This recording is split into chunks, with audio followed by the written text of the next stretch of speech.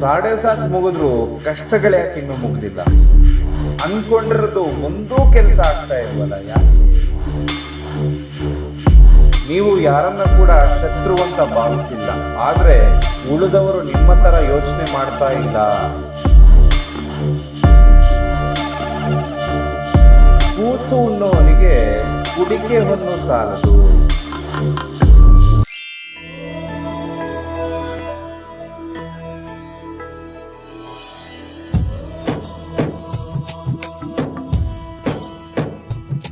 ಹಣಕಾಸು, ಮದುವೆ, ದಾಂಪತ್ಯ, ಪ್ರೀತಿ ಪ್ರೇಮ ಸಮಸ್ಯೆಗಳು, ಜೀವನದಲ್ಲಿ ನೆಮ್ಮದಿ ಇಲ್ಲದಿರುವುದು, ವ್ಯಾಪಾರ ಅಭಿವೃದ್ಧಿ, ಮನೆಯ ವಾಸ್ತು ಹಾಗೂ ಇನ್ನಿತರ ಸಮಸ್ಯೆಗಳಿಗೆ ಶಾಸ್ತ್ರೋಕ್ತ ಮತ್ತು ಶಾಶ್ವತ ಪರಿಹಾರವನ್ನ ತಿಳಿಸಿಕೊಡುತ್ತಾರೆ. ಗುರೂಜಿಯವರ ಅಪಾಯಿಂಟ್ಮೆಂಟ್ಗಾಗಿ ಕರೆ ಮಾಡಿ. ಗುರುದೇವ್, ಮಕರ ರಾಶಿಯವರ 2026ನೇ ಸಾಲಿನ ವರ್ಷ ಭವಿಷ್ಯ ಯಾವ ರೀತಿ ಇರುತ್ತೆ? ಯಾವ ಕೆಲಸ ಕಾರ್ಯಗಳನ್ನ ಮಾಡೋದು ನಿಮಗೆ ಅದೃಷ್ಟವನ್ನ ತಂದು ಕೊಡುತ್ತೆ? ಯಾವ ಕೆಲಸವನ್ನ ಮಾಡದೇ ಇರೋದು ಒಳ್ಳೇದು? ಯಾವ ಕ್ಷೇತ್ರದಲ್ಲಿರೋರಿಗೆ ಲಾಭದಾಯಕ ಫಲಗಳಿರುತ್ತೆ ಅಂತಕ್ಕಂಥದ್ದನ್ನ ಪರಿಪೂರ್ಣವಾಗಿ ತಿಳಿಸ್ಕೊಡ್ತಾ ಇದ್ದಾನೆ. ಮೊದಲನೇ ಸಾರಿ ನಮ್ಮ ಚಾನಲ್ಗೆ ಬಂದಿದ್ರೆ ದಯವಿಟ್ಟು ಸಬ್ಸ್ಕ್ರೈಬ್ ಮಾಡ್ಕೊಂಡು ಪಕ್ಕದಲ್ಲಿರುವಂತಹ ಬೆಲ್ ಐಕಾನ್ ಕೂಡ ಕ್ಲಿಕ್ ಮಾಡ್ಕೊಳ್ಳಿ. ಒಂದು 10-12 ನಿಮಿಷಗಳ ಕಾಲ ಸಮಯವನ್ನ ತೆಗೆದುಕೊಂಡು ಈ ಸಂಚಿಕೆಯನ್ನ ನೋಡಿ. ಈ ಸಂಚಿಕೆಯಲ್ಲಿ ಬಹಳ ಉಪಯುಕ್ತ ಮಾಹಿತಿಯನ್ನ ತಮ್ಮೆಲ್ಲರಿಗೂ ಕೂಡ ತಿಳಿಸ್ಕೊಟ್ಟಿದ್ದೇನೆ. ಇದರಿಂದ 2026ರಲ್ಲಿ ನೀವು ಅಂದುಕೊಂಡ ಕೆಲಸ ಕಾರ್ಯ ಎಲ್ಲವೂ ಕೂಡ ಚೆನ್ನಾಗಿ ನಡೀಲಿಕ್ಕೆ ಪರಿಹಾರಗಳ ಸಮೇತ ತಿಳಿಸ್ಕೊಟ್ಟಿರ್ತಾನೆ. ಹಾಗಾಗಿ ಸಬ್ಸ್ಕ್ರೈಬ್ ಮಾಡಿಕೊಂಡು ವಿಡಿಯೋವನ್ನ ನೋಡಿ. ಪರ್ವತದಂತೆ ಸ್ಥಿರ, ಸಮಯದಂತೆ ನಿಖರ. ತಮ್ಮ ಗುರಿಯ ಶಿಖರವನ್ನ ಏರ್ಲಿಕ್ಕೆ ಎಷ್ಟೇ ಕಷ್ಟದ ಹಾದಿಯಾಗಿದ್ರು ಆ ಹಾದಿಯಲ್ಲಿ ತೆರಳುವಂತವರು ಈ ಮಕರ ರಾಶಿಯವರು. ಕರ್ಮಫಲದಾತ ಆಗಿರತಕ್ಕಂತಹ ಶನಿಯೇ ಈ ಒಂದು ರಾಶಿಯ ಅಧಿಪತಿ. ಸಮಾಜದಲ್ಲಿ ಒಂದು ಗೌರವಾನ್ವಿತ ಸ್ಥಾನಮಾನದ ಹುಡುಕಾಟದಲ್ಲಿ ಈ ಒಂದು ಮಕರ ರಾಶಿಯವರು ಸದಾ ಇರ್ತಾರೆ. ಇವರು ಹೇಳುವಂತಹ ಮಾತಲ್ಲಿ ಅಥವಾ ಇವರ ಯಾರನ್ನ ಇಷ್ಟಪಟ್ಟಿರ್ತಾರಲ್ಲ ಅವರಿಗೆ ಆ ಮಾತಿನಲ್ಲಿ ಅವರ ಪ್ರೀತಿಯನ್ನ ಇವರು ತೋರ್ಸೋದಕ್ಕೆ ಇಷ್ಟಪಡಲ್ಲ. ಬದಲಾಗಿ ಅವರ ಒಂದು ಭವಿಷ್ಯವನ್ನ ರೂಪಿಸಿಕೊಳ್ಳುವಂಥದ್ರಲ್ಲಿ, ಅವರ ಭವಿಷ್ಯವನ್ನ ಯಾವುದೇ ತೊಂದರೆ ಇಲ್ಲದ ಹಾಗೆ ಸದೃಢಪಡಿಸೋದ್ರಲ್ಲಿ, ಅಂದ್ರೆ ಕೆಲಸವನ್ನ ಮಾಡಿ ಇವರು ತೋರಿಸ್ತಾರೆ. ಮಾತಿನಲ್ಲೇ ಇವರ ಪ್ರೀತಿ ಪಾತ್ರರಿಗೆ ಪ್ರೀತಿಯನ್ನು ತೋರಿಸುವುದಿಲ್ಲ. ಅತ್ಯಂತ ನಂಬಿಕಸ್ಥ ಸ್ನೇಹಿತರು ಮಕರ ರಾಶಿಯವರಿಗೆ ಸಿಗ್ತಾರೆ. ಇವರು ಕಾನೂನಾಗಿರ್ಬೋದು ಅಥವಾ ರಾಜಕೀಯ ಆಗಿರ್ಬೋದು ಎಲ್ಲದರಲ್ಲೂ ಕೂಡ ಸಕ್ಸಸ್ ಆಗಿರ್ತಾರೆ. ಯಾವುದೇ ವಿಚಾರವನ್ನ ಕೊಟ್ಟರು ಸಮರ್ಥವಾಗಿ ನಿಭಾಯಿಸ್ತಾರೆ. ಅಂದ್ರೆ ಒಂದು ಮ್ಯಾನೇಜ್ಮೆಂಟ್ ಯಾರಿಗಾದ್ರೂ ಕೊಡಬೇಕು ಅಂದ್ರೆ ಮಕರ ರಾಶಿಯವರಿಗೆ ಕೊಡ್ತು ಅಂದ್ರೆ ಖಂಡಿತವಾಗ್ಲೂ ಉತ್ತಮವಾದ ಒಂದು ಮ್ಯಾನೇಜ್ಮೆಂಟ್ ಅನ್ನ ಇವರು ನಿರ್ವಹಿಸ್ತಾರೆ. ಹಾರ್ಡ್ ವರ್ಕ್ ಮತ್ತೆ ಸಮಯ ಪ್ರಜ್ಞೆ ಅಂತಕ್ಕಂಥದ್ದೇ ಈ ಒಂದು ಮಕರ ರಾಶಿಯವರಿಗೆ ಒಂದು ವಿಶೇಷವಾದ ಒಂದು ಸಕ್ಸಸ್ ಅನ್ನ ಕೊಡುವಂತಹ ಇವರ ಗುಣಗಳಾಗಿರುತ್ತೆ. ಇವರ ಒಂದು ಯಶಸ್ಸಿಗೆ ಕಾರಣ ಏನಾಗುತ್ತೆ ಅಂದ್ರೆ ಇವರು ಮಾಡುವಂತಹ ಕೆಲಸದಲ್ಲಿ ಕಾಯಕವೇ ಕೈಲಾಸ ಅಂತಕ್ಕಂಥದನ್ನ ಕಂಡಿರ್ತಾರೆ. ಎಷ್ಟೇ ಕಠಿಣವಾದ ಕೆಲಸವನ್ನ ಕೊಟ್ರು ಇವರು ಮಾಡ್ತಾರೆ. ಹಿಂದೆನೆ ನಾನು ಬಹಳಷ್ಟು ಸಾರಿ ಹೇಳಿದ್ದೇನೆ, ಮಕರ ರಾಶಿಯವರು ಅವರ ದಾರಿ ಎಷ್ಟೇ ಕಷ್ಟವಾಗಿದ್ರು ಅಥವಾ ಅವರು ಮಾಡಬೇಕಾದ ಕೆಲಸದಲ್ಲಿ ಎಷ್ಟೇ ಒತ್ತಡ ಇದ್ರೂ ಕೂಡ ಅದನ್ನ ನಿರ್ವಹಿಸ್ತಾರೆ. ಆದ್ರೆ ಅವರ ಸ್ವಾಭಿಮಾನಕ್ಕೆ ಧಕ್ಕೆ ಬಂದಾಗ ಆ ಸ್ಥಳದಲ್ಲಿ ಒಂದು ಕ್ಷಣ ಕೂಡ ಇರೋದಿಲ್ಲ. ಕೆಲವೊಂದು ಬಾರಿ ಏನಪ್ಪಾ ಇವನು ತುಂಬಾ ಮೊಂಡ, ಇವನು ಎಷ್ಟು ಸರಿ ಹೇಳಿದ್ರು ಇವನು ಅರ್ಥ ಮಾಡ್ಕೊಳ್ಳೋದಿಲ್ಲ ಅಂತ ಹೇಳಿ ಬಹಳಷ್ಟು ಜನ ಮಕರ ರಾಶಿ ಮೇಲೆ ಕಂಪ್ಲೇಂಟ್ ಮಾಡ್ತಾರೆ. ಆದ್ರೆ ಅವರಿಗೆ ಇರ್ತಕ್ಕಂತಹ ಗುಣ ಏನು ಅಂದ್ರೆ, ನಾನೊಂದು ಯೋಚನೆ ಮಾಡಿದ್ದೀನಿ, ಅದೇ ಸರಿಯಾದ ನಿರ್ಧಾರ ಅಂತ ಹೇಳಿ ಸ್ವಲ್ಪ ವಾದ ಮಾಡುವಂತಹ ಗುಣ ಈ ಮಕರ ರಾಶಿಯಲ್ಲಿ ಇದೆ.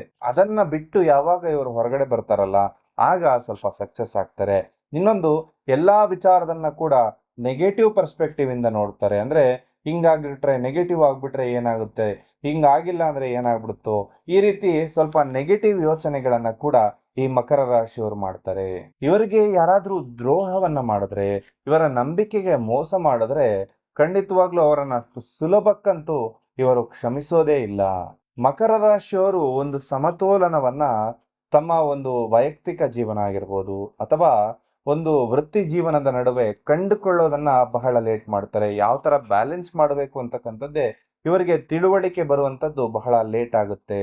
ಇವರು ಒಂದು ಗುರಿಯನ್ನ ತಲುಪಬೇಕಾದ್ರೆ ಬರೀ ಆ ಗುರಿ ಕಡೆ ಮಾತ್ರ ಯೋಚನೆ ಮಾಡೋದಿಲ್ಲ, ಹೋಗುವ ದಾರಿ ಏನಿದೆ ಆ ದಾರಿಯನ್ನ ಕೂಡ ಆನಂದಿಸ್ತಾರೆ. ಮಕರ ರಾಶಿಯವರಿಗೆ ಹೇಳಬೇಕಾದ ಕಿವಿ ಮಾತೇನಪ್ಪಾ ಅಂತಂದ್ರೆ, ಸ್ವಲ್ಪ ಹೊಂದಾಣಿಕೆಯಿಂದ ಇರುವಂತದನ್ನ ಕಲಿಯಿರಿ. ನಿಮ್ಮ ದಾರಿಯೇ ಸರಿ ಅಂತಕ್ಕಂತಹ ಮೊಂಡು ವಾದ ನೀವೇನಾದ್ರೂ ಮಾಡ್ತಾ ಇದ್ರೆ, ಇನ್ನೊಬ್ಬರು ಹೇಳುವಂತಹ ಪಾಯಿಂಟ್ ಅಲ್ಲಿ ಏನಾದ್ರೂ ಜಸ್ಟಿಸ್ ಇದೆಯಾ ಅಂತ ಹೇಳಿ ಒಮ್ಮೆ ಯೋಚನೆ ಮಾಡಿ ನೀವು ನೋಡಿ. ನೀವು ಹಲವಾರು ಬಾರಿ ನಿಮ್ಮ ಭಾವನೆಗಳನ್ನ ಮನಸ್ಸಿನ ಒಳಭಾಗದಲ್ಲಿ ಇಟ್ಕೊಂಡಿರ್ತೀರಿ.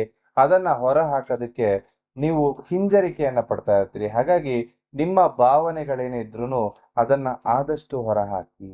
2026ರಲ್ಲಿ ಇಂಥ ಮಕರ ರಾಶಿಗೆ ಬಹಳ ವಿಶೇಷವಾಗಿರ್ತಕ್ಕಂಥದ್ದು ಹೊಸ ಜವಾಬ್ದಾರಿಗಳು ನಿಮ್ಮ ಹೆಗಲ ಮೇಲೆ ಇರತಕ್ಕಂತಹ ಲಕ್ಷಣಗಳು ಬಹುತೇಕ ಇರುವಂತದ್ದಿವೆ. ನಿಮಗೆ ಬಂದಿರತಕ್ಕಂತಹ ಒಂದಷ್ಟು ಜವಾಬ್ದಾರಿಗಳನ್ನ ನೀವು ಸ್ವಲ್ಪ ಸಮರ್ಥವಾಗಿ ಕಾಳಜಿಯನ್ನ ಕೊಟ್ಟು ನಿಭಾಯಿಸಬೇಕಾಗತ್ತೆ. ಯಾಕಂದ್ರೆ ನಿಮ್ಮ ಮೇಲೆ ಒಂದಷ್ಟು ನಂಬಿಕೆಗಳನ್ನ ಇಟ್ಟು ಈ ಒಂದು ಜವಾಬ್ದಾರಿಗಳನ್ನ ನಿಮಗೆ ಕೊಡ್ತಾರೆ. ನಿಮ್ಮ ಶ್ರಮಕ್ಕೆ ತಕ್ಕ ಪ್ರತಿಫಲ ಖಂಡಿತವಾಗ್ಲೂ ಕೂಡ ನಿಮಗೆ ಪ್ರಾಪ್ತಿಯಾಗುತ್ತೆ. ಹಾಗೆ ಹೊಸ ಜವಾಬ್ದಾರಿ ಕೂಡ ನಿಮಗೆ ಪ್ರಾಪ್ತಿಯಾಗುವಂಥದ್ದು. ಹಾಗೂ ಈ ವರ್ಷದ ಮಧ್ಯದಲ್ಲಿ ಒಂದಷ್ಟು ಕೆಲಸದ ಸ್ಥಳದಲ್ಲಿ ಕೆಲವು ಸಮಸ್ಯೆಗಳಂದ್ರೆ ಏನೋ ಒಂದು ಕಳ್ಳತನ ಆಗಿ ಕಳ್ಳತನದ ಆರೋಪ ನಿಮ್ಮ ಮೇಲೆ ಬರುವಂತಹ ಲಕ್ಷಣ ಕೂಡ ಇರುತ್ತೆ. ಅಥವಾ ನೀವು ಮಾಡದ ತಪ್ಪಿಗೆ ತಪ್ಪಿತಸ್ಥರಾಗುವಂತಹ ಲಕ್ಷಣಗಳು ಕೂಡ ಬರುತ್ತೆ. ನೀವು ಬಹಳ ಬುದ್ಧಿವಂತರಾಗಿದ್ದು ನಿಮ್ಮ ಬುದ್ಧಿವಂತಿಕೆಯಿಂದನೇ ನೀವು ಈ ಸಮಸ್ಯೆಗಳನ್ನ ಪರಿಹರಿಸಿಕೊಳ್ಳಬೇಕು. ಹಣದ ಒಳಹರಿವು ಈ ವರ್ಷ ಬಹುತೇಕ ಹೆಚ್ಚಳ ಆಗುತ್ತೆ. ಅಂದ್ರೆ ಹೋದ ವರ್ಷ 25ಕ್ಕಿಂತ 26ರಲ್ಲಿ ನಿಮಗೆ ಲಾಭದಾಯಕವಾಗಿರುತ್ತೆ. ಹಾಗೆ ಹೂಡಿಕೆಯಿಂದ ಕೂಡ ಲಾಭವಾಗುತ್ತೆ. ರಾಹುವಿನ ಪ್ರಭಾವದಿಂದ ಒಂದಷ್ಟು ಅನಗತ್ಯ ಖರ್ಚುಗಳು ಕೂಡ ನಿಮ್ಮ ಮೇಲೆ ಬರಬಹುದು. ಹಾಗೆ ಅದನ್ನ ನೀವು ಯೋಚನೆ ಮಾಡಿ, ಈ ಖರ್ಚು ನನ್ನ ಕೈಲಿ ಆಗತ್ತಾ, ಆ ನಂತರ ಇದನ್ನ ಮಾಡಬಹುದಾ ಅಂತ ಹೇಳಿ ನೀವು ಯೋಚನೆ ಮಾಡಿ ಮಾಡಬೇಕಾಗತ್ತೆ. ಷೇರು ಮಾರುಕಟ್ಟೆಗೆ ಯಾವುದೇ ಕಾರಣಕ್ಕೂ ಈ ವರ್ಷ ಅಷ್ಟಾಗಿ ಹೂಡಿಕೆ ಮಾಡಕ್ ಹೋಗ್ಬೇಡಿ. ನೀವು ಅದೇ ಪ್ರೊಫೆಷನ್ ಅಲ್ಲಿ ಇದ್ದೀರಿ ಅಂದ್ರೆ ಸ್ವಲ್ಪ ಒಂದಷ್ಟು ರಿಸರ್ಚ್ ಅನ್ನ ಮಾಡಿ ತಜ್ಞರ ಅಭಿಪ್ರಾಯವನ್ನ ಪಡ್ಕೊಳ್ಳಿ ಅಂತ ಹೇಳ್ತೇನೆ. ಸ್ವಲ್ಪ ಈ ಒಂದು ಮಕರ ರಾಶಿ ಅಂದಾಗ ಜೂಜು ಆಡುವ ಸ್ವಭಾವ ಬಹುತೇಕ ಜನರಲ್ಲಿ ನಾನು ಪರ್ಸನಲಿ ನೋಡಿದ್ದೇನೆ. ಹಾಗಾಗಿ ಇದು ನಿಮ್ಮನ್ನ ಪೂರ್ತಿಯಾಗಿ ಶೂನ್ಯದ ಕಡೆ ಕರ್ಕೊಂಡು ಹೋಗುತ್ತೆ. ಯಾಕಂದ್ರೆ ಬಂದವರೆಲ್ಲರೂ ಮಕರ ರಾಶಿಯವರು ಎಲ್ಲವನ್ನ ಕಳ್ಕೊಂಡ ಮೇಲೆ ಬಂದಿದ್ದಾರೆ. ಹಾಗಾಗಿ ನೀವು ಸ್ವಲ್ಪ ಎಚ್ಚರಿಕೆಯಿಂದ ಇರಿ ಅಂತ ಹೇಳ್ತೇನೆ. ಪ್ರೀತಿ ಮತ್ತು ಸಂಬಂಧಗಳು 2026ರಲ್ಲಿ ಹೇಗಿದೆ ಅಂತ ನೋಡೋದಾದ್ರೆ ಸಣ್ಣ ಪುಟ್ಟ ಒಂದಷ್ಟು ಭಿನ್ನಾಭಿಪ್ರಾಯಗಳು ನಿಮ್ಮ ಜೀವನದಲ್ಲಿ ಬರಬಹುದು. ಮೂರನೇ ವ್ಯಕ್ತಿಯಿಂದ ಅಥವಾ ಕುಟುಂಬಸ್ಥರ ಮಧ್ಯಸ್ಥಿಕೆಯಿಂದ ಬರ್ತಕ್ಕಂಥದ್ದು. ನೀವು ಯಾರನ್ನ ಕೂಡ ಇಬ್ಬರ ನಡುವೆ ಪ್ರವೇಶ ಆಗ್ಲಿಕ್ಕೆ ಬಿಡಬೇಡಿ. ನಿಮ್ಮಿಬ್ಬರ ವಿಚಾರಗಳನ್ನ ನೀವೇ ಮಾತಾಡ್ಕೊಂಡು ಬಗೆಹರಿಸುವುದು ಉತ್ತಮವಾಗಿರುತ್ತೆ. ಪರಸ್ಪರ ವಿಶ್ವಾಸವನ್ನ ಇಟ್ಕೊಳ್ಬೇಕು. ಎಲ್ಲರ ಮನಸ್ಸನ್ನ ಒಲಿಸ್ಕೊಳ್ಳುವ ಪ್ರಯತ್ನವನ್ನ ಮಾಡಿದ್ರೆ ನೀವು ನಿಮ್ಮ ಒಂದು ದಾಂಪತ್ಯ ಜೀವನದಲ್ಲಿ ಎಡವಿ ಬೀಳುವ ಸಾಧ್ಯತೆ ಇದೆ. ಎಲ್ಲರನ್ನ ಉಳಿಸ್ಬೇಕು ಸರಿ, ಎಲ್ಲರೂ ಪ್ರೀತಿ ವಿಶ್ವಾಸದಿಂದ ಇರಬೇಕು ಸರಿ, ಆದ್ರೆ ಎಲ್ಲರನ್ನ ಹಿಡಿದಿಟ್ಕೊಳ್ತೇನೆ, ಎಲ್ಲರನ್ನ ನಾನು ಗೆಲ್ತೀನಿ ಅಂದ್ರೆ ಆಗಲ್ಲ. ಮೊದಲನೇದಾಗಿ ನಿಮ್ಮ ಮಡದಿ ಅಥವಾ ನಿಮ್ಮ ಪತಿಯ ಮನಸ್ಸನ್ನ ಗೆಲ್ಲೋದಕ್ಕೆ ಪ್ರಯತ್ನವನ್ನ ಮಾಡಿ. ಗುರುಗ್ರಹದಿಂದ ಒಂದಷ್ಟು ಲಾಭದಾಯಕ ಫಲಗಳಿರುತ್ತೆ. ಕುಟುಂಬದಲ್ಲಿ ಶುಭ ಕಾರ್ಯಗಳೆಲ್ಲವೂ ಕೂಡ ನಡೆಯುವ ಸಾಧ್ಯತೆ ಇರುತ್ತೆ. ವರ್ಷದ ಆರಂಭದಲ್ಲಿ ಸ್ವಲ್ಪ ಆರೋಗ್ಯಕ್ಕೆ ಸಂಬಂಧಪಟ್ಟ ಸಮಸ್ಯೆಗಳು ಬರ್ಬೋದು. ಮಧ್ಯಭಾಗದಲ್ಲಿ ಸ್ವಲ್ಪ ಸ್ನಾಯು ಸೆಳೆತ ಈ ತರ ಒಂದಷ್ಟು ಶನಿಯ ಪ್ರಭಾವದಿಂದ ನಿಮ್ಮ ಜೀವನ ಶೈಲಿಯಲ್ಲೇ ಬದಲಾವಣೆಗಳಾಗ್ಬೋದು. ಹಾಗೆ ಸಮತೋಲನ ಆಹಾರವನ್ನ ತಿನ್ನಿ ಅಂತ ಹೇಳ್ತೇನೆ. ಸ್ವಲ್ಪ ವ್ಯಾಯಾಮವನ್ನ ಮಾಡಿ. ಇದರಿಂದ ನಿರ್ದಿಷ್ಟವಾಗಿ ಬರಬಹುದಾದ ಕಷ್ಟಗಳೆಲ್ಲವೂ ನಿವಾರಣೆ ಆಗತ್ತೆ. ವ್ಯಾಯಾಮ, ಯೋಗ, ಧ್ಯಾನ ಎಲ್ಲವನ್ನ ಮಾಡೋದ್ರಿಂದ ಒಂದು ಮಾನಸಿಕ ಆರೋಗ್ಯ, ದೈಹಿಕ ಆರೋಗ್ಯ ಎರಡೂ ಕೂಡ ಚೆನ್ನಾಗಿನೇ ಇರುತ್ತೆ. ಹಾಗೆ ಮಾರ್ಚ್ ಮತ್ತು ಏಪ್ರಿಲ್ ತಿಂಗಳಲ್ಲಿ ನಿಮ್ಮ ವೃತ್ತಿ ಮತ್ತು ಆರ್ಥಿಕ ಸ್ಥಿತಿ ಅನುಕೂಲಕರವಾಗಿರುತ್ತೆ. ಹಾಗೆ ಹೊಸ ಯೋಜನೆಯನ್ನ ಏನಾದರೂ ಪ್ರಾರಂಭ ಮಾಡಬೇಕು ಅಂತ ಇದ್ರೆ ಈ ತಿಂಗಳುಗಳಲ್ಲಿ ಮಾಡಿ, ಲಾಭದಾಯಕವಾಗಿರುತ್ತೆ. ನೀವಿಗೆ ಪ್ರಮೋಷನ್ ಅಂತಕ್ಕಂಥದ್ದು ಕೂಡ ಈ ಒಂದು ಮಾಸದಲ್ಲಿ ಪ್ರಾಪ್ತಿಯಾಗುತ್ತೆ. ಹಣಕಾಸು ಹೂಡಿಕೆ ಮಾಡಲಿಕ್ಕೆ, ಇನ್ವೆಸ್ಟ್ಮೆಂಟ್ ಮಾಡಲಿಕ್ಕೆ ಅತ್ಯಂತ ಉತ್ತಮವಾದ ಸಮಯ ಮಾರ್ಚ್ ಮತ್ತು ಏಪ್ರಿಲ್ ತಿಂಗಳು. ಹಾಗೆ ಆಗಸ್ಟ್ ತಿಂಗಳಲ್ಲಿ ನಿಮ್ಮ ಪರ್ಸನಲ್ ಜೀವನದಲ್ಲಿ ಸ್ವಲ್ಪ ಡೆವಲಪ್ಮೆಂಟ್ ಕೂಡ ಆಗುತ್ತೆ. ಒಂದಷ್ಟು ಹೊಸ ವ್ಯಕ್ತಿಗಳ ಆಗಮನ ಕೂಡ ಈ ಸಂದರ್ಭದಲ್ಲಿ ಆಗಬಹುದು. ಹಾಗೆ ಅಕ್ಟೋಬರ್ ನವೆಂಬರ್ ತಿಂಗಳಲ್ಲಿ ಹೊಸ ಅವಕಾಶಗಳು, ಯೋಜನೆಗಳೆಲ್ಲವೂ ಬರುತ್ತೆ. ಹೊಸ ಮನೆ, ವಾಹನ ಖರೀದಿ ಯೋಗಗಳು ಬರುತ್ತೆ. ಆಸ್ತಿ ಖರೀದಿ ಯೋಗಗಳು ಬರುತ್ತೆ. ವಿದೇಶ ಪ್ರಯಾಣದ ಯೋಗಗಳು ಬರುತ್ತೆ. ವಿದ್ಯಾರ್ಥಿಗಳಿಗೆ ಬಹುತೇಕ ಮಿಶ್ರ ಫಲಗಳೇ ಈ ವರ್ಷ ಪೂರ್ತಿ ಇರುತ್ತೆ. ಎಲ್ಲರೂ ಕೂಡ ನಿಧಾನವಾಗಿ, ವಿದ್ಯಾರ್ಥಿಗಳೆಲ್ಲವೂ ಕೂಡ ಒಂದಷ್ಟು ಗಮನವನ್ನ ಕೊಟ್ಟು ಓದಿ. ಪೇರೆಂಟ್ಸ್ ಯಾರಾದ್ರೂ ವಿಡಿಯೋ ಮಕರ ರಾಶಿಯ ತಂದೆ ತಾಯಿಯರು ನೋಡ್ತಾ ಇದ್ರೆ ನಿಮ್ಮ ವಿಶೇಷ ಮುತುವರ್ಜಿ ನಿಮ್ಮ ವಿದ್ಯಾರ್ಥಿಗಳು, ನಿಮ್ಮ ಮಕ್ಕಳ ಮೇಲೆ ಅವಶ್ಯಕವಾಗಿರುತ್ತೆ. ಸ್ವಲ್ಪ ಅದರ ಕಡೆ ಗಮನವನ್ನ ಕೊಡಿ. ಇನ್ನು ಮಕರ ರಾಶಿಯವರು ಮಾಡಬೇಕಾಗಿರುವ ಪರಿಹಾರಗಳೇನು ಅಂತ ನೋಡೋದಾಯ್ತು ಅಂದ್ರೆ 2024 ಅಥವಾ 25ರಲ್ಲಿ ನಾವೇನೇನೋ ಯೋಜನೆಯನ್ನ ಮಾಡ್ಕೊಂಡಿರ್ತೀವಿ, ಈ ಕೆಲಸ ಮಾಡ್ಬೇಕು, ಆ ಕೆಲಸ ಮಾಡ್ಬೇಕು ಅಂತ. ಆ ಕೆಲಸ ಕೊನೆ ಹಂತದವರೆಗೂ ಬಂದು ಹಾಳಾಗೋದಕ್ಕೆ ಮೂಲ ಕಾರಣ ಏನು ಅಂತ ಯಾವತ್ತಾದ್ರೂ ಯೋಚನೆ ಮಾಡಿದೀರಾ? 2 ಕಾರಣ ಇದೆ ಮೂಲವಾಗಿರ್ತಕ್ಕಂಥದ್ದು ನಮ್ಮ ಕೆಲಸ ಕಾರ್ಯಗಳು ಹಾಳಾಗ್ಲಿಕ್ಕೆ. ಮೊದಲನೆಯದ್ದು ಜರಗಳ ನರದೃಷ್ಟಿ ದೋಷ, ಇನ್ನೊಂದು ದೈವ ಬಲ ಇಲ್ಲದೆ ಇರತಕ್ಕಂಥದ್ದು.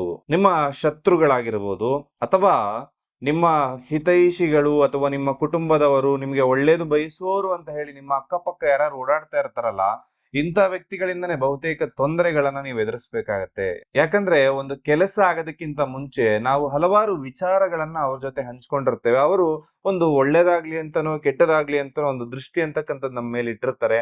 ಅದರಿಂದಾಗಿ ಅರ್ಧ ಕೆಲಸಗಳು ಹಾಳಾಗುತ್ತೆ. ಇದಕ್ ಪರಿಹಾರ ಏನ್ ಮಾಡಬೇಕು ಅಂತಾನು ಹೇಳ್ತೇನೆ. ಜೊತೆಯಲ್ಲಿ ದೈವ ಬಲ ಇಲ್ಲದೆ ಇರ್ತಕ್ಕಂಥದ್ದು. ನಾವು ಏನ್ ಅನ್ಕೊಳ್ತೇವೆ, ನಮ್ಮ ಮನೆಯಲ್ಲಿ ಬಹಳ ವಿಶೇಷವಾದ ಪೂಜೆಯನ್ನ ನಾವು ಮಾಡ್ತೇವೆ, ವಾರವನ್ನ ಮಾಡ್ತೇವೆ, ವರ್ಷಕ್ಕೊಮ್ಮೆ ಮನೆ ದೇವ್ರಿಗೂ ಹೋಗಿ ಬರ್ತಾ ಇದ್ದೇವೆ, ನಮಗ್ ದೈವ ಬಲ ಎಲ್ಲ ಚೆನ್ನಾಗಿದೆ ಅಂತ ಹೇಳಿ. ಆದ್ರೆ ನಮ್ಮ ಜಾತಕ ಬಲಿಷ್ಠವಾಗಿದ್ದಾಗ ಏನು ತೊಂದರೆ ಬರುದಿಲ್ಲ. ಆದ್ರೆ ಜಾತಕವು ಬಲಿಷ್ಠವಿಲ್ಲದಿದ್ದಾಗ, ದೈವ ಅನುಗ್ರಹವು ಇಲ್ಲದಿದ್ದಾಗ ಕೆಲಸ ಕಾರ್ಯಗಳು ಹಾಳಾಗುತ್ತೆ. ಅದಕ್ಕೋಸ್ಕರ ಧನ ಆಕರ್ಷಣೆ ಆಗ್ಬೇಕು. ಇದೆಲ್ಲವೂ ನಿಮಗೆ ಆಕರ್ಷಣೆ ಆಗೋದಕ್ಕೆ ವಿಶೇಷವಾಗಿರ್ತಕ್ಕಂತಹ ಮಣಿಗಳನ್ನ ನೀವು ಧರಿಸ್ಕೋಬೇಕಾಗತ್ತೆ. ಇದು ಬಹಳ ಟೈಮಿಂದ ನನ್ನ ಹಸ್ತದಲ್ಲಿ ನಾನೇ ಧರಿಸಿರ್ತಕ್ಕಂತಹ ಮಣಿಗಳು. ಇದನ್ನ ತಮ್ಮೆಲ್ರಿಗೂ ಕೂಡ ಇವತ್ತು ರೆಕಮೆಂಡ್ ಮಾಡ್ತಾ ಇದ್ದೇನೆ. ಇದರಲ್ಲಿ ಒಟ್ಟು 4 ಮಣಿಗಳಿರ್ತಕ್ಕಂತಹ ಒಂದು ಬ್ರೇಸ್ಲೆಟ್ ಬರುತ್ತೆ. ಇದು ಬಹಳ ವಿಶೇಷವಾಗಿ ಧನವನ್ನ ಆಕರ್ಷಣೆ ಮಾಡುತ್ತೆ. ಹಾಗೆ ಇನ್ನೊಂದು ಧನವನ್ನ ಉಳಿಸಿಕೊಳ್ಳೋದಕ್ಕೆ ಸಹಾಯ ಮಾಡಿದ್ರೆ, 3ನೇದ್ದು ಹೊಸ ಹೊಸ ಅವಕಾಶಗಳನ್ನ ಕೊಡುತ್ತೆ. ಇನ್ನ 4ನೇದ್ದು ದೃಷ್ಟಿ ದೋಷದಿಂದ ಪರಿಹಾರ ಮಾಡ್ತಕ್ಕಂತ ಒಂದು ಬ್ರೇಸ್ಲೆಟ್ ಆಯ್ತು. ಅಂದ್ರೆ ಇನ್ನೊಂದು ವಿಶೇಷವಾಗಿ ಮಾಟ ಮಂತ್ರ ಸಮಸ್ಯೆಯನ್ನ ನಿವಾರಣೆ ಮಾಡ್ತಕ್ಕಂಥದ್ದು, ನರದೃಷ್ಟಿಯಿಂದ ಕಾಪಾಡ್ತಕ್ಕಂಥದ್ದು. ಹಾಗೆ 3ನೇ ಮಣಿ, ಹಾಗೆ 2ನೇ ಬ್ರೇಸ್ಲೆಟ್ ಅಲ್ಲಿ ಇರ್ತಕ್ಕಂತಹ 3ನೇ ಮಣಿ ಏನಪ್ಪಾ ಅಂತಂದ್ರೆ ಬಹಳ ವಿಶೇಷವಾಗಿ ಅದ್ಭುತ ಶಕ್ತಿ ಇರ್ತಕ್ಕಂಥದ್ದು. ಅದು ದೈವ ಬಲ ಹೆಚ್ಚಿಸ್ಲಿಕ್ಕೆ ಎಲ್ಲದಕ್ಕೂ ಕೂಡ ಸಹಾಯಕವಾಗಿರ್ತಕ್ಕಂಥದ್ದು. 2 ಮಣಿಗಳನ್ನ ನಾವು ಕಾಂಬಿನೇಷನ್ ಮಾಡಿ ಧರಿಸೋದ್ರಿಂದ ದೃಷ್ಟಿ ದೋಷವೂ ಪರಿಹಾರ ಆಗುತ್ತೆ, ಜೊತೆಯಲ್ಲಿ ದೈವ ಬಲ, ದೈವ ಅನುಗ್ರಹ ಕೂಡ ನಿಮ್ಮ ಜೊತೆ ಇರುತ್ತೆ. ಹಾಗಾಗಿ ಯಾರಿಗೆ ಸಾಧ್ಯ ಇದೆಯೋ ತಾವೆಲ್ಲರೂ ಕೂಡ ಈ ಮಣಿಗಳನ್ನ ತರಿಸಿ ಹಾಕೊಳ್ಳಿ. ನಿಮ್ಮ ಹೆಸರಿನಲ್ಲಿ, ನಿಮ್ಮ ಮನೆ ದೇವರ ಹೆಸರಿನಲ್ಲಿ, ನಿಮ್ಮ ರಾಶಿ ನಕ್ಷತ್ರಕ್ಕೆ ಅನುಸಾರವಾಗಿ ಪ್ರಾಣ ಪ್ರತಿಷ್ಠಾಪನೆ ಮಾಡಿ ಇದನ್ನು ಕೊಡ್ತಾ ಇದ್ದೇವೆ. ಇದನ್ನು ನೀವು ಧರಿಸೋದ್ರಿಂದ ಅತ್ಯಂತ ಶುಭದಾಯಕ ಫಲಗಳು ಕೂಡ ನಿಮಗೆ ಪ್ರಾಪ್ತಿಯಾಗುತ್ತೆ. ಹಾಗೂ 100ಗೆ 100% ರಿಸಲ್ಟ್ ಕೂಡ ನಿಮಗೆ ಪ್ರಾಪ್ತಿಯಾಗುತ್ತೆ. ಇದರ ಬಗ್ಗೆ ಹೆಚ್ಚಿನ ಮಾಹಿತಿ ಬೇಕಾದಲ್ಲಿ ಕೆಳಕಂಡ ನಂಬರ್ಗೆ ಕರೆ ಮಾಡಿ ಮಾಹಿತಿಯನ್ನ ಕೂಡ ಪಡ್ಕೊಳ್ಬಹುದು. ಕೆಲವೊಬ್ಬರ ಜೀವನದಲ್ಲಿ ರಾಜಯೋಗ ಇದ್ರೂ ಕೂಡ ಸಾಮಾನ್ಯ ವ್ಯಕ್ತಿಯ ತರ ಅವರು ಜೀವನವನ್ನ ನಡೆಸ್ತಾ ಇರ್ತಾರೆ. ಇನ್ನೂ ಕೆಲವರ ಜೀವನದಲ್ಲಿ ಯಾವುದೇ ಯೋಗ ಇಲ್ಲದಿದ್ರೂ ಕೂಡ ದಿನದಿಂದ ದಿನಕ್ಕೆ ಅಭಿವೃದ್ಧಿಯನ್ನ ಆಗ್ತಾರೆ. ಅದಕ್ಕೆ ಮೂಲ ಕಾರಣ ಏನಪ್ಪಾ ಅಂತಂದ್ರೆ, ನಮ್ಮ ಅದೃಷ್ಟ ಸಂಖ್ಯೆ ಯಾವುದು, ನಮ್ಮ ಅದೃಷ್ಟ ಬಣ್ಣ ಯಾವುದು, ನಮ್ಮ ಹೆಸರು ನಮಗೆ ಅದೃಷ್ಟವಾಗಿದೆಯಾ, ನಮ್ಮ ಜಾತಕದಲ್ಲಿ ನಾವು ಯಾವ ಕೆಲಸ ಮಾಡಿದ್ರೆ ನಮ್ಗೆ ಅದೃಷ್ಟ ತಂದು ಕೊಡುತ್ತೆ, ಎಲ್ಲವೂ ಕೂಡ ನಮ್ಮ ಜಾತಕದಲ್ಲೇ ಇರುತ್ತೆ. ಹಾಗಾಗಿ ನಮ್ಮ ಜಾತಕವನ್ನ ಪರಿಶೀಲನೆ ಮಾಡಿಕೊಂಡು ಅದಕ್ಕನುಗುಣವಾಗಿರ್ತಕ್ಕಂತಹ ಪರಿಹಾರಗಳನ್ನ ನಾವು ಮಾಡಿದಾಗ ಖಂಡಿತವಾಗ್ಲೂ ನಮ್ಮ ಜೀವನದಲ್ಲೂ ಕೂಡ ಅಭಿವೃದ್ಧಿ ಆಗುತ್ತೆ. ಹಾಗೆ ವಿಶೇಷವಾಗಿರ್ತಕ್ಕಂಥದ್ದು ನುರಿತ ಜ್ಯೋತಿಷ್ಯರಲ್ಲಿ ನಿಮ್ಮ ಜಾತಕಗಳನ್ನ ಪರಿಶೀಲನೆ ಮಾಡಿಕೊಂಡು ಅದಕ್ಕೆ ಬೇಕಾದ ಪರಿಹಾರಗಳನ್ನ ಕೂಡ ಮಾಡಿಕೊಡಿ. ಶನಿಯ ಒಂದಷ್ಟು ಕೆಟ್ಟ ಪ್ರಭಾವಗಳನ್ನ ಕಡಿಮೆ ಮಾಡ್ಲಿಕ್ಕೋಸ್ಕರ ಶನಿವಾರದ ದಿನ ಆಂಜನೇಯ ಸ್ವಾಮಿ ದೇವಸ್ಥಾನಕ್ಕೆ ಹೋಗಿ ಎಳ್ಳೆಣ್ಣೆಯ ದೀಪವನ್ನ ಹಚ್ಕೊಂಡು ಬನ್ನಿ. ಗುರುಗ್ರಹದ ಅನುಗ್ರಹದಿಂದ ಶುಭದಾಯಕ ಫಲಗಳು ನಿಮಗೆಲ್ಲರಿಗೂ ಪ್ರಾಪ್ತಿಯಾಗತ್ತೆ. ಶ್ರೀ ಬೃಹಸ್ಪದಾಯ ನಮಃ ಅಂತಕ್ಕಂತಹ ಮಂತ್ರವನ್ನ ಜಪವನ್ನ ಮಾಡ್ಕೊಳ್ಳಿ. ಹನುಮಾನ್ ಚಾಲೀಸವನ್ನ ಅಟ್ಲೀಸ್ಟ್ ಒಂದು ಶನಿವಾರದ ದಿನ ಆದ್ರೂ ಕೇಳ್ಕೊಳ್ಳಿ, ಹೇಳ್ಕೊಳ್ಳಿ. ಧೈರ್ಯ, ಸ್ಥೈರ್ಯ ಮತ್ತು ಆತ್ಮವಿಶ್ವಾಸ ಇದರಿಂದ ಹೆಚ್ಚಾಗುತ್ತೆ. ಇದೆಲ್ಲವನ್ನ ಕೂಡ ನೀವು ಮಾಡಿ, ನೀವು ಅಂದುಕೊಂಡ ಕೆಲಸ ಕಾರ್ಯಗಳೆಲ್ಲವೂ ಕೂಡ ಶುಭದಾಯಕವಾಗ್ಲಿ, ಅಂದುಕೊಂಡಿದ್ದೆಲ್ಲ ನಿಮಗೆ ಪ್ರಾಪ್ತಿಯಾಗ್ಲಿ ಅಂತ ಹೇಳಿ ಭಗವಂತನಲ್ಲಿ ಪ್ರಾರ್ಥನೆ ಮಾಡ್ತಾ ಸರ್ವೇ ಜನಃ ಸುಖಿನೋ ಭವಂತು.